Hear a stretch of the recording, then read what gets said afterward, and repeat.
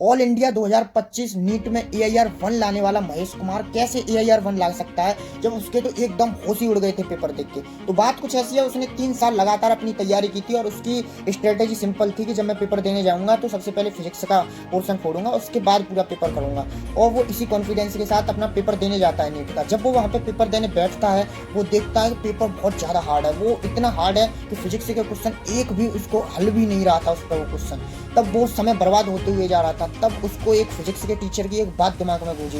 उन्होंने कहा था कि जब तुम्हें कुछ भी समझ में नहीं आए तो एक बात याद रखना कि पेपर सबके लिए हार्ड है, पेपर तुम्हारे लिए केवल हार्ड नहीं है, सबके लिए ही हार्ड है। तभी उसने अपनी स्ट्रेटेजी को तुरंत चेंज किया और सबसे पहले बायो के क्वेश्चन किए, केमिस्ट्री और उसके बाद फिजिक्स के। और फिजिक्स के क्वेश्चन उसने उल्टी तरफ से किए, 45, 44, 43 ऐसे ही करके वो उसने देखा कि जैसे ही धीरे धीरे करके वो क्वेश्चन बनते हुए जा रहे हैं फिजिक्स के, तो उसका कॉन्फिडेंस बूस्ट होता जा रहा है और उसने सारे क्वेश्चन फिजिक्स के कर दिए। कुछ दिनों बाद नीट का रिजल्ट आता है तो उसे अपनी आंखों पर भरोसा नहीं होता। वो पूरी AIR रैंक 1 लाता है ऑल इंडिया में नीट में।